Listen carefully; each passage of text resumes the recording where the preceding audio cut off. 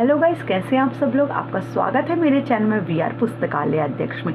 तो आज हम अपना unit number 2 library information science paper number 2 UGC net का टॉपिक नंबर यूनिट नंबर 2 का टॉपिक नंबर 10 को कंप्लीट करेंगे, जो हमारा इंफॉर्मेशन लिटरेसी। तो आज हम इसके बारे में जानते क्या चीज़ है। तो आज हमारी यूनिट नंबर 2 कंप्लीट हो जाएगी एंड आगे नेक्स्ट हम यूनिट नंबर 3 से स्टार्ट करेंगे। तो इंफॉर्मेशन लिटरेसी के बारे में जानते हैं कि ये टर्म कहाँ से आई थी, कौन लेके आया था इस टर्म को। तो ये टर्म 1974 में आई थी पॉल जॉकवर्सी के द्वारा। ये इस टर्म से रिलेटेड कौन कौन सी और टर्म्स हैं, इंफॉर्मेशन लिटरेसी से रिलेटेड और कौन कौन सी टर्म्स हैं। मीडिया लिटरेसी हो गया, कंप्यूटर लिटरेसी हो गया, लाइब्रेरी लिटरेसी हो गया, नेटवर्क लिटरेसी हो गया। ये टर्म्स जो है इंफॉर्मेशन लिटरेसी से मिलती जुलती टर्म्स। ओके, एंड देन जो इंफॉर्मेशन लिटरेट पर्सन कौन कौन होते हैं, तो हम जानते हैं कि कौन कौन इंफॉर्मेशन लिटरेट पर्सन होते हैं। सबसे पहले recognise that accurate complete information basis intelligence and decision making. Means जो अपने डिसीजन ले सकता है एंड बेसिक इंटेलिजेंसी के द्वारा अपने डिसीजन को ले सकता है, वो इंफॉर्मेशन लिटरेट पर्सन है। ओके, इसी तरीके से रिकोगनाइज नीड फॉर इंफॉर्मेशन, जिसको अपनी नीड के अपनी इंफॉर्मेशन के बारे में पता है कि हाँ मुझे किस टाइप की इंफॉर्मेशन चाहिए, जो जानता है कि। And then format question and information need, जो इंफॉर्मेशन नीड के जो उसके नीड है, इंफॉर्मेशन उसने ले ली, उसके बेसिस पे वो क्वेश्चंस पुट अप कर लेते हैं, वो इंफॉर्मेशन लिटरेट पर्सन है। Identify potential source of information, उसको पता होना चाहिए कि जो उसको इंफॉर्मेशन चाहिए वो आइडेंटिफाई कर सके कि हाँ मुझे इस सोर्स से एक सही डाटा मिलेगा। Okay, develop the success search strategy, उसकी जो स्ट्रैटेजी है वो सही होनी चाहिए। इसी तरीके से organise information practical application, interview new application and body of knowledge. ठीक है, ये सारे क्या चीज़ है, ये इंफॉर्मेशन पर्सन जो रिलेटेड लिटरेट कौन कौन होता है। ओके, इसी तरीके से आपको पता होना चाहिए कि इंफॉर्मेशन लिटरेसी डे कब बनाया जाता है। ये 8 सितंबर को बनाया जाता है। तो 8 सितंबर जब 2022 में इसको सेलिब्रेट किया गया था, तो इसकी थीम क्या थी पता होना चाहिए, क्योंकि फैब में एग्ज़ाम है इसका, तो यूजीसी नेट का, तो आपको पता होना चाहिए न्यू जो चीज़ें हैं इसके बारे में अपडेशन पता होना चाहिए। तो इसकी जो इसकी थीम थी वो थी transforming literacy learning and space. Okay, 8 सितंबर 2022 को ही ये सेलिब्रेट किया गया था। इसकी कुछ नीड्स आप पढ़ लेना, वैसे कुछ है जैसे इसमें ये है कि source of information are many and making this control. इसमें है कि आपके पास सोर्सेज तो बहुत ज़्यादा हैं, इंटरनेट पे लाखों चीज़ें आती हैं, बट आपको पता होना चाहिए कि पहली बात आपकी नीड क्या है और ये कितना सही डाटा है। तो उसके आपको सोर्सेज पता होने चाहिए, कुछ इसके नीड्स है जो मैंने लिख रखे।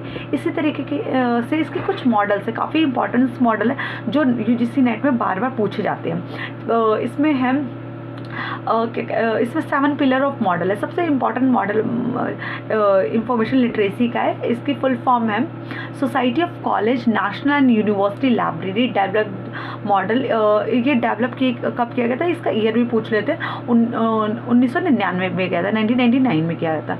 ओके, अब इसके बारे में और भी चीज़ें, पर इसमें कुछ छोटे छोटे मॉडल्स हैं, मैं पहले वो आपको बता देती हूँ। जैसे बिग 6 मॉडल है, इस बार यूजीसी नेट में पूछा गया था बिग 6 मॉडल।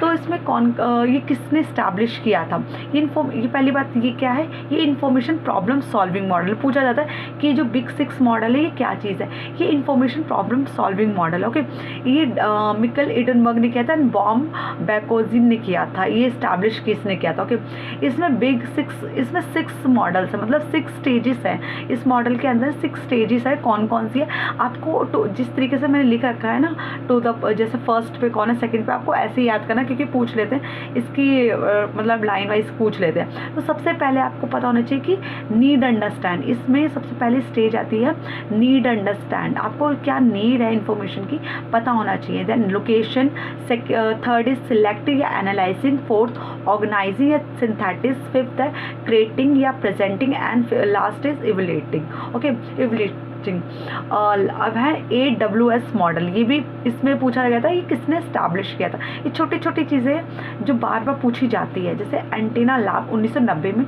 इसको इस्टेब्लिश किया था। एंड प्लस मॉडल, एक प्लस मॉडल भी ये किसने इस्टेब्लिश किया था, जेम्स ई हेरिंग ने किया था 1991 में। इसी तरीके से डायलॉग मॉडल है, इंफॉर्मेशन नेटवर्क के द्वारा आया था 1998 में आया था। अब मैं बात कर लेती हूँ 7 पिलर ऑफ मॉडल की, ठीक है।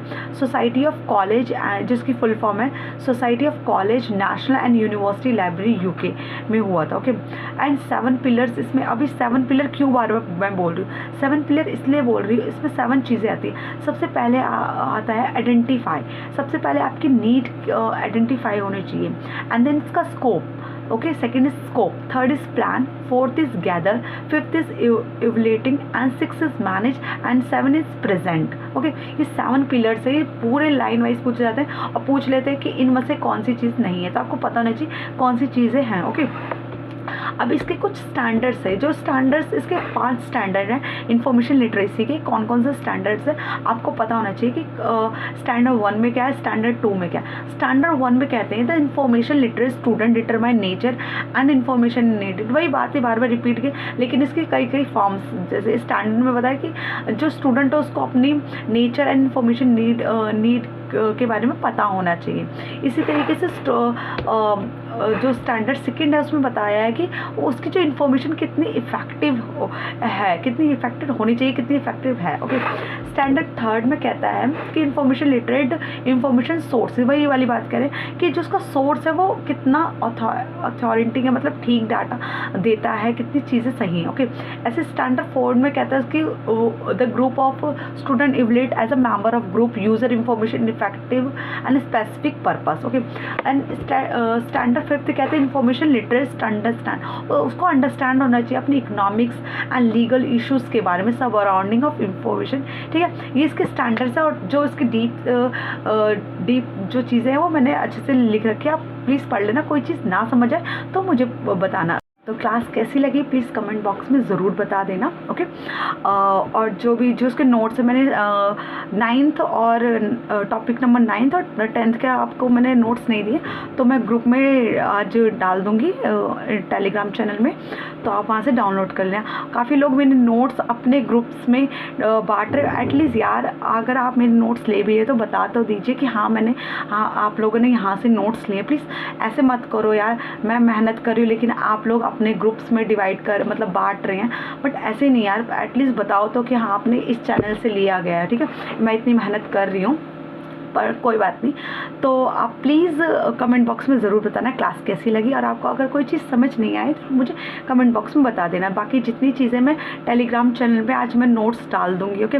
क्लासेस लेट हो रही है कोई बात नहीं, पर आप कोई रिस्पॉन्स ही नहीं करते तो ऐसा लगता ही नहीं कि आप लोग इंटरेस्टेड हैं कि हाँ मैं इतनी मेहनत करती हूँ, टाइम नहीं मिल पाता, फिर भी कोशिश करती हूँ कि किस तरीके से आपको, अगर आपको प्लीज़ ज़्यादा है कि हाँ मुझे क्लासेस जल्द से जल्द, आप कोई रिस्पॉन्स ही नहीं करते हैं, फिर भी मैं सोचती हूँ कोई बात नहीं, जितना टाइम मिलता है तो मैं आप लोगों के लिए वीडियोस बना देती हूँ, और जो नोट्स है वो मैं आज डाल दूँगी टेलीग्राम चैनल पे, ओके। तो क्लास कैसी लगी प्लीज़ मुझे कमेंट बॉक्स में ज़रूर बता देना, ओके। और प्लीज़ ज़्यादा से ज़्यादा लोग वीडियो को शेयर एंड लाइक सब्सक्राइब ज़रूर करें चैनल को, और वीडियो को ज़्यादा से ज़्यादा शेयर करना, ओके। और जो टेलीग्राम चैनल है उसका भी मैं लिंक में डाल दूँगी, डिस्क्रिप्शन में डाल दूँगी, और उसको भी ज़्यादा से ज़्यादा प्लीज़ यार फॉरवर्ड करो ताकि ज़्यादा से ज़्यादा बच्चों की हेल्प हो सके, ओके। तो thank you so much, okay. अब यूनिट नंबर 3 जो है यूनिट नंबर 3 वो जल्दी आ जाएगी, okay. Thank you so much.